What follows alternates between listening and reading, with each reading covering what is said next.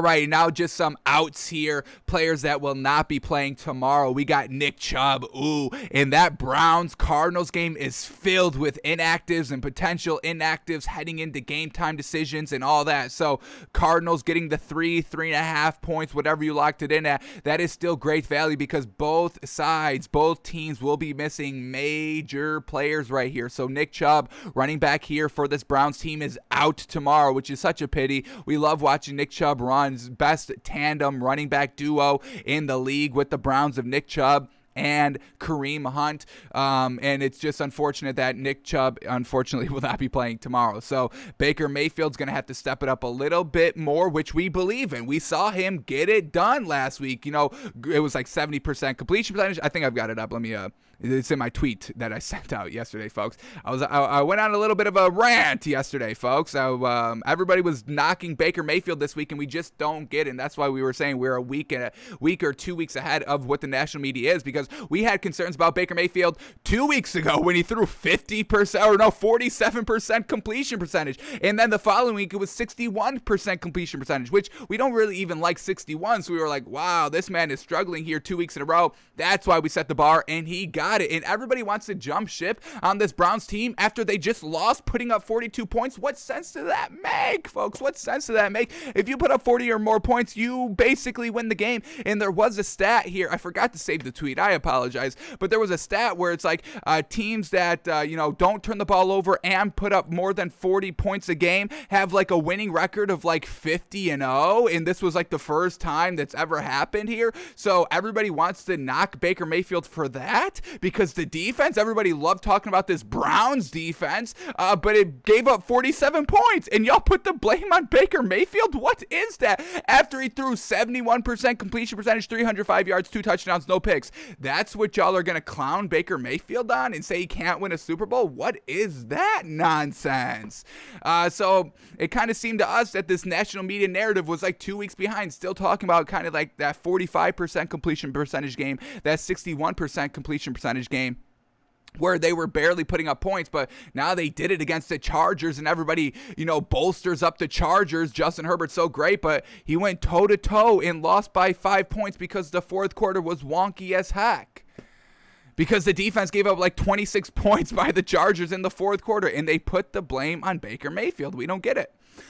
So we're good. We're buying this Browns team heading into this week against the Cardinals. It's still going to be a good game. We just have the Cardinals. We're getting 3 points. That's still great value. I mean, it's just going to be unfortunate here because Baker Mayfield may lose this game. It's still a potential. I mean, the Cardinals are the best team in the league, and if the Browns lose, it's going to be, oh, we told y'all. Baker Mayfield can't get it done. It's like they're going against some of the best teams here and are competitive. I mean, we're not saying that Baker Mayfield's, an A1 tier 1 quarterback. We've never said that. We've always had him classified as an above average game managing quarterback. Needs a little bit of weapons around him to get it done, but he can lead you to the Super Bowl if you have the weapons around him. And this Browns team, newsflash, has all the weapons around him.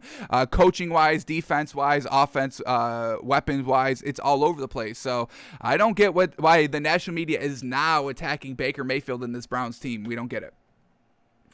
So not having Nick Chubb, truly unfortunate here, and we'll see if Baker Mayfield can step up here and be a little bit better than what he's been showing here this week, because if he doesn't, the media's right on his ass, and we'll come out and try to defend him if he shows out good here, but we'll see. So Nick Chubb out there for the Browns. We get Curtis Samuel also out for the Panthers, so we got Curtis Samuel and Christian McCaffrey out, so now Sam Darnold going to have to step it up again, and y'all been telling me Sam Darnold's great, so let's see it, because we haven't seen it. The national media is so crazy. The national media is big on Sam Darnold after his trash performances against good teams, and then they're canceling Baker Mayfield after he just went toe-to-toe with the Chargers and Justin Herbert and put up a real good performance and just got outscored by 5 points, unfortunately, after putting up 42 points. So I just don't understand the logic. I don't understand the thinking. Once again, kind of the national media is a little bit beholden to the clicks and the views, so they say, they bring up kind of the the big names and then they slander them a little bit just to get the clicks and views.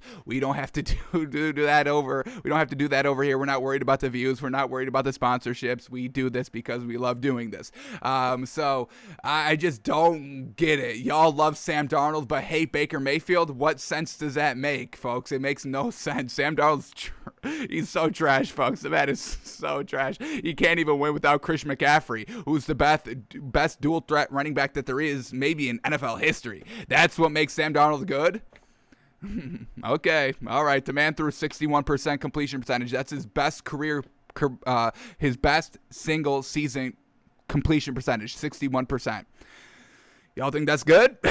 Yeah, the man threw 50% completion percentage in the season twice, folks. It's absolute trash. It's absolute trash. But we let y'all do y'all. We don't care what y'all do. We this is why we do takes by fans, because we see what everybody's saying and we say it compared to what we're saying and all that. But y'all go and love Sam Darnold. If that's your prerogatives, that's fine. We've got no problem with that.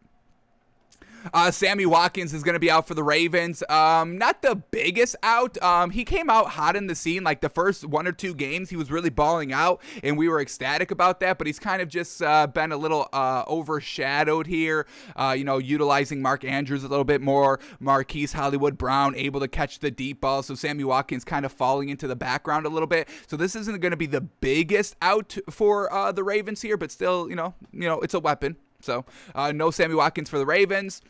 Xavier Howard and Devontae Parker both out for the Dolphins. Truly unfortunate. Devontae Parker, once again, I mean, it's such a pity, man. This man is such a good, I would say great, but the reason why we can't say great is because he's always injured. The man is always out, but this man had the potential. I think it's truly over now. Truly unfortunate, but Devontae Parker really had the potential to be an A1 tier 1 wide receiver in this league. I would if he stayed healthy and he was getting maybe a little bit of a more consistent of a quarterback, going through Ryan Tannehill and Ryan Fitzpatrick and all that, also kind of hindered his success a little bit, but Devontae Parker really could have been in that same category of Devontae Adams and DeAndre Hopkins, but he can't stay healthy. Truly a pity there. So once again, Devontae Parker unreliable out, and Xavier Howard is out as well. So the defense going to be a little bit lackluster for the Dolphins, but they are over in London with an Urban Meyer coach team. So I don't think we're going to need Xavier Howard this week for the Dolphins, but obviously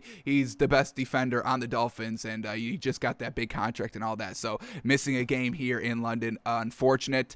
Rodrigo Blankenship out for the Colts, which may be a good thing because the man just missed all those kicks last week. One blocked, one missed in the fourth quarter to basically win the game. So, the Colts, you should just keep going for it. Don't even try and kick the field goal. Let Carson Wentz do his thing. This is a must-win game for the Colts. No kicker. I wouldn't even attempt to kick then. I'm just going for it on fourth down with my quarterbacks, and I'm believing in my offense. So, no Rodrigo Blankenship for the Colts. No Christian McCaffrey, like we said. No Chris Carson. He went on IR with Russell Wilson.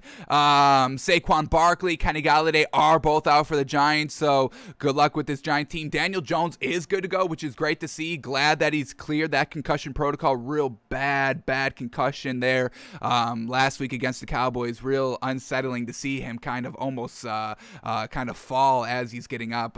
Real not great there, but I'm glad that he's healthy now, and he should be playing this week. I would have taken a week off, but the man wants to be out there. Let him be out there. So not having the running game, not having Kenny Golladay, so going to have to focus on Kadarius Toney a little bit more. And once again, this Giants offense wasn't even good at full strength, and now they're missing 2 real key pieces here with still a little bit of a dinged up Daniel Jones. Maybe he thinks twice about running the ball, and that was kind of a part of the Giants offense and a part of Daniel Jones's game, which is running the ball, which he's really, really good at. It's kind of a slept on ability of Daniel Jones. So can't believe in the Giants offense this week. And then just Juju Smith-Schuster out for the Steelers. So, we know they got great pieces, James Washington, Deontay Johnson. So Juju Smith-Schuster being out obviously is not great. But when we look at what the other offensive side of this Seahawks will be doing, it's not going to be the big thing over there because the Seahawks are missing their actual quarterback and their number 1 running back, and the Steelers are just missing is Juju Smith-Schuster their number 1 receiver?